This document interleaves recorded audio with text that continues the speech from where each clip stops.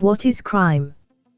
Crime is the deliberate performance of an act explicitly stated, prohibited, unlawful, and punished by criminal law, which is considered harmful and damaging to society. The definitions of specific crimes contained in a code must be analyzed in the context of many concepts. Out of them, some may not be defined in the code itself. The majority of crime is classified on the seriousness of the act or conduct. Crime is any conduct that violates a legal code or other laws. Crime and legality, in other words, are dynamic social conceptions subject to change. Crimes occur in a variety of forms: violent crimes, victimless crimes, crimes against people, and white-collar crimes. The study of deviance and crime lies under the discipline of sociology, with a focus on who commits what kinds of crimes and why. This blog will provide a deep understanding of crime and its different types. Types of crime. The types of crime range from murder to shoplifting. Penalties can vary from the death sentence to community service. There are many distinct criminal acts. Some of the following are mentioned below. Crimes against a person. Crimes against a property.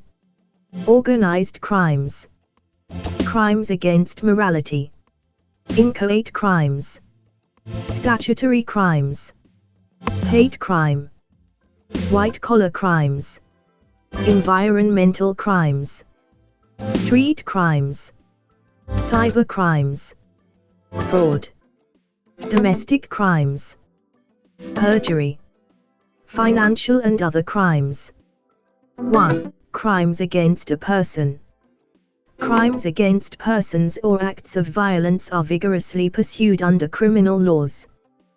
These offenses have severe punishments, and law enforcement aims to impose the longest terms possible. A victim advocate is allocated to every case, and throughout the criminal court system, the advocate will offer information and support to the victim and their family. The Adult Prosecution Division is in charge of prosecuting all adult serious felonies against individuals.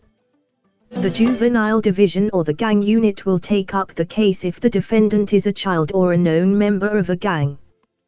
Crimes against a person include kidnapping, robbery, manslaughter, child abuse, murder, assault and battery, sexual assault.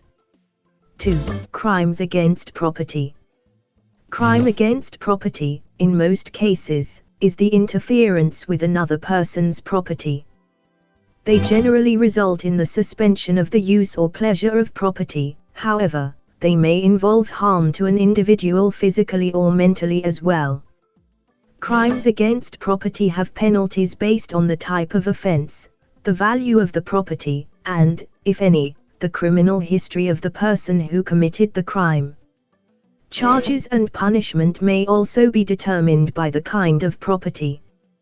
Crimes against property include theft, auto theft, destruction of property, shoplifting, grand theft, and arson. 3. Organized crimes. The illegal operations of people who belong to criminal organizations that provide illicit goods and services are referred to as organized crime. Distributing and selling illicit products and services are common activities carried out by organized crime groups. When most people think of organized crime, they immediately think of the mafia, although the phrase can also apply to any group that controls significant illicit businesses. The idea that such businesses are structured likely to be lawful firms and adopt a corporate structure is a fundamental sociological idea in the study of organized crime. Senior partners generally oversee profits, employees oversee and run the company, and customers purchase the products and services that are provided by the enterprise. 4. Crimes against morality. Crimes against morals, frequently referred to as victimless crimes, are transgressions that do not include harm to a person or piece of property. Since they violate the law, they may be subject to a monetary penalty, prison time, or other penalties as specified by statute. Depending on the nature of the act, punishments for moral violations can vary from fines to years behind bars. For example, in Florida, a first-time prostitution offense warrants a maximum $500 fine and a further 60 days in prison. Repeat breaches carry a $5,000 fine and an authorized sentence of 5 years in jail. Crimes against morality include illegal gambling, bigamy, indecent exposure, prostitution, illegal drug use. 5. Inchoate crimes. Crimes that start but are not finished are referred to as inchoate crimes. These are actions that aid in the execution of another crime. To commit an inchoate crime, one must have more than just the intention or possibility of committing a crime. However, to be declared guilty, the accused must make significant progress toward the carrying out of the crime. Inchoate crimes could face the same punishment in specific situations as the underlying crime, or they may get a less severe penalty in others. Inchoate crimes include conspiracy, aiding and abetting, and attempts. 6. Statutory crimes. All criminal offenses are technically considered statutory crimes since they are all prohibited by statute. The acts forbidden for societal improvement and safety are referred to as statutory crimes in this sense.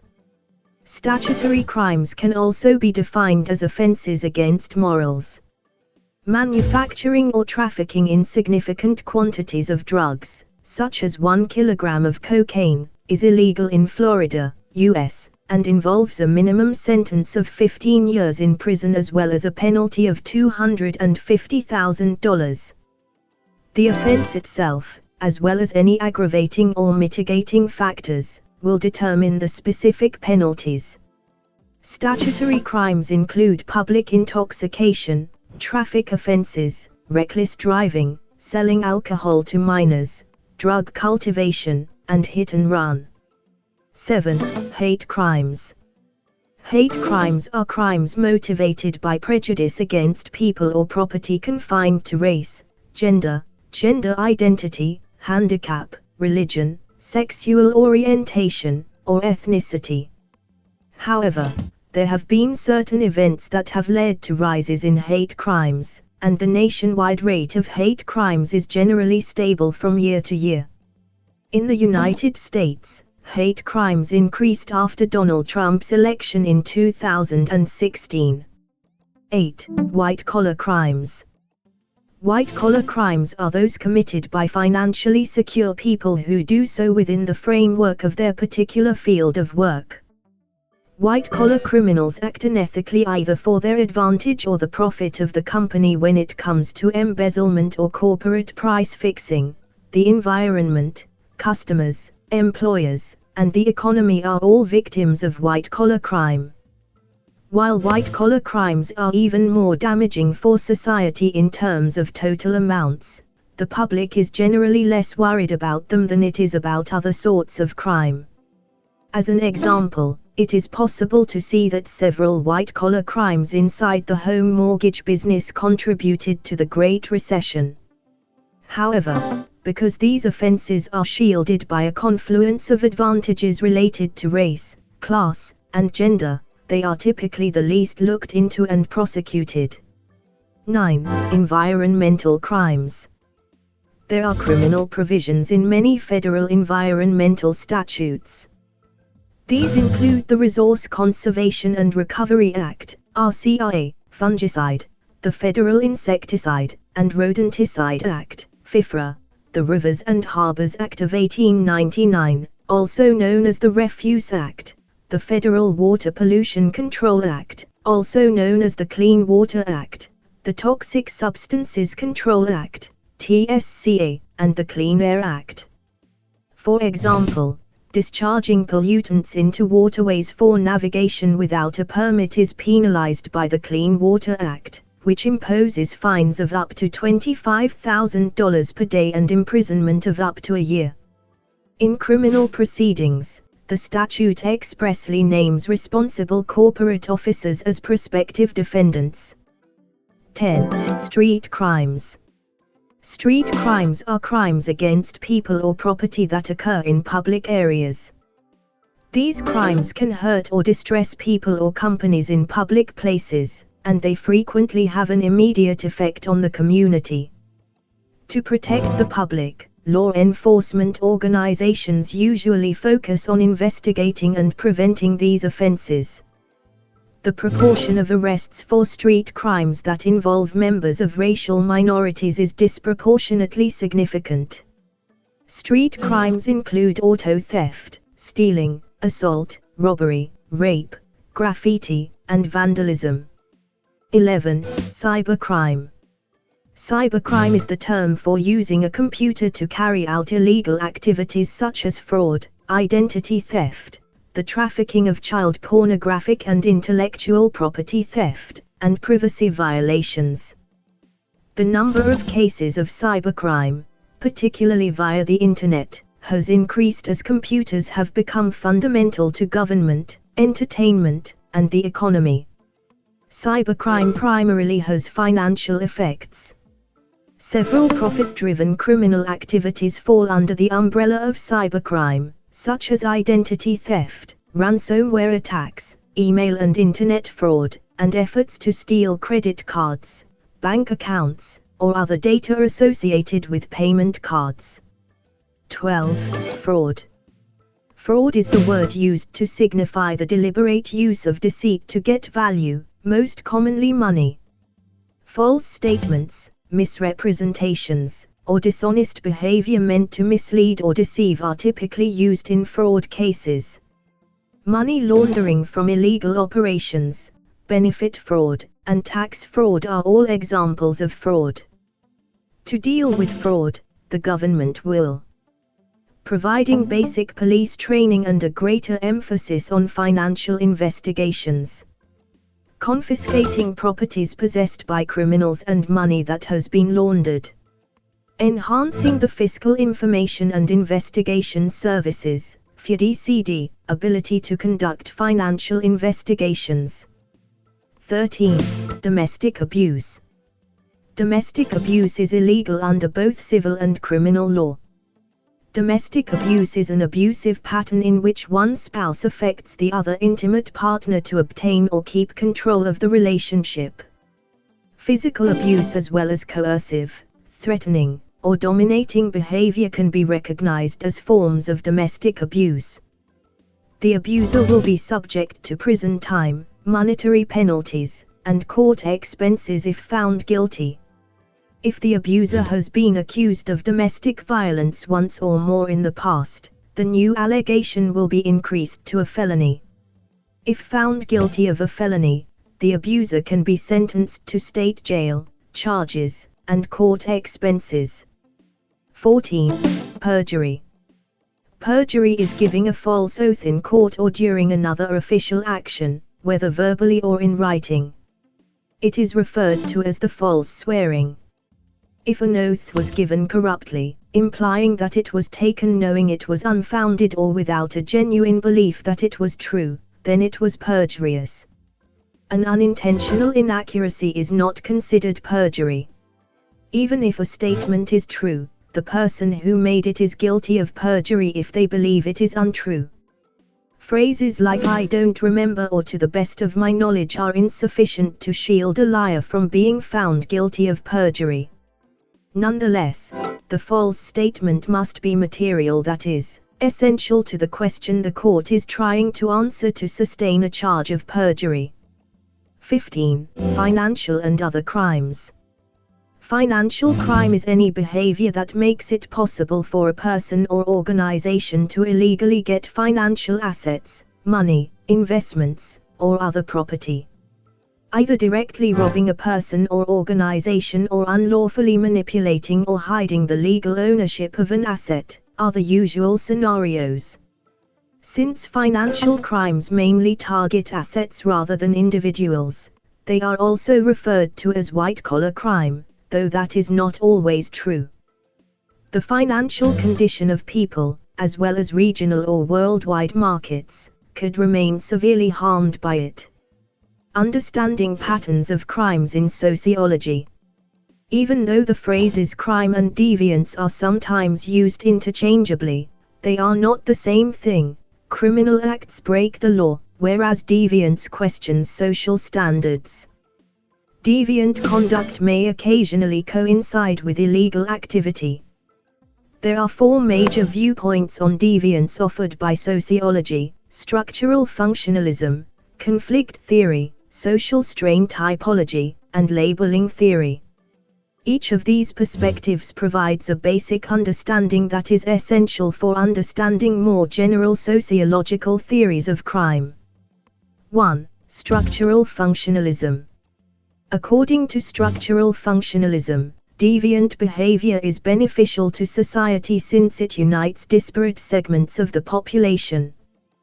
This is so that transgression can reinforce our cultural norms and values by helping to draw distinctions between what is and is not acceptable conduct.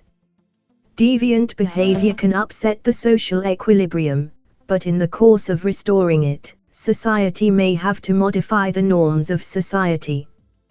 Put another way, because deviant behavior disrupts conventions and fosters social cohesiveness, it can eventually contribute to social stability. 2. Conflict theory. Conflict theory emphasizes how deviant behavior may arise from alleged injustices and seeks to fix societal imbalances. It also underlines how competition for limited assets and social inequality can cause deviant behavior. These acts of deviance are frequently viewed from the conflict theory perspective as the language of the unheard, an instrument by which marginalized groups express their complaints and call for social transformation in a society that may not sufficiently attend to their requirements or issues. Also, read about 10 conflict management approaches for a productive workplace. 3. Social strain typology. The social strain typology uses a person's commitment to cultural ideals and views about attaining societal goals to classify deviant behavior. It distinguishes between ritualism, invention, revolt, retreatism, and conformity as the 5 main categories of social deviance. This idea implies that people who try to fulfill normative objectives may act in abnormal ways. For example, some people may resort to crime to fulfill the accepted social goal of living a lavish lifestyle. According to this theory, deviation means choosing a particular convention over another, emphasizing the inherent tension that exists between a person's pursuit of their aims and societal norms. 4. Labeling theory. According to the labeling theory, a person's deviant behavior often comes from being assigned a label that implies deviation, like when a teacher labels a pupil as a troublemaker. After being given a label, the individual might take on this identity and start exhibiting the attitudes and actions that go along with it. This idea focuses on how people take on unusual traits due to the identities that society forces upon them. It sheds light on how a person's behaviors may be understood concerning the metaphorical labels they have come into contact with during their lives. What are the functions of criminal law? Listed below are just a few of the many advantageous functions that criminal law provides in contemporary society. 1. Resolving conflicts. Criminal law permits individuals to settle their differences amicably by applying the law of the land. 2. Maintaining law of order. Criminal law gives society structure and a reliable framework in times of violence and injustice. 3. People's safety.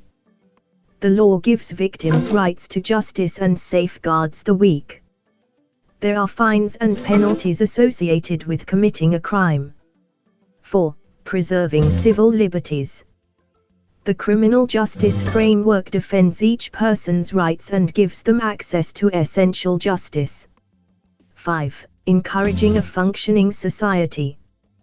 The government can enforce tax collection, pollution management, and other socially beneficial initiatives through the use of criminal law. Types of crimes can be classified as political in nature, property, or person-related, for example, bribing public officials, false swearing under oath, using public resources like the internet or mail to conduct fraud, or conducting other white-collar crimes. All societies have crime at some point in time. However, some patterns and trends appear to show up consistently at various times and locations. Traditional societies, that is, rural and agricultural communities lacking substantial economic development, generally have lower rates of property crime and higher rates of violent crime as compared to economically advanced societies.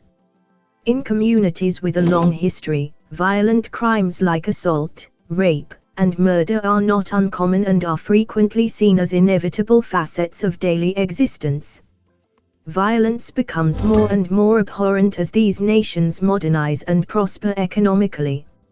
Modern crime has changed in step with technology, creating a challenging environment for both society and law enforcement. While traditional criminal acts continue, the digital age has led to an increase in computer crimes such as identity theft, internet fraud, and hacking.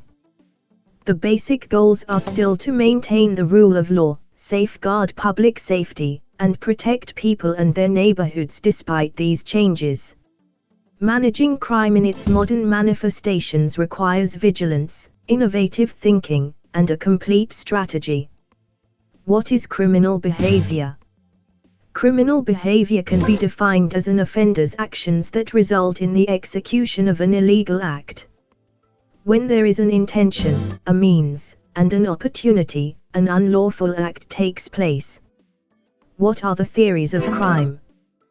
There are 5 criminological theories, including Moffat's developmental theory, positivist theory, general theory, classical theory, and life course theory. Each of them puts out a distinct hypothesis that analyzes criminal behavior. Which crime is the most difficult?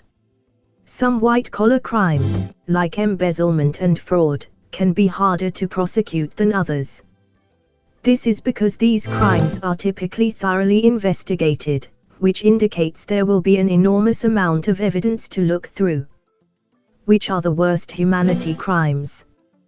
The use of weapons of mass destruction, state terrorism or state sponsorship of terrorism, death squads, murder, war crimes, massacres, genocide, dehumanization, deportations, unethical human experimentation, ethnic cleansing, and extrajudicial punishments are examples of crimes against humanity.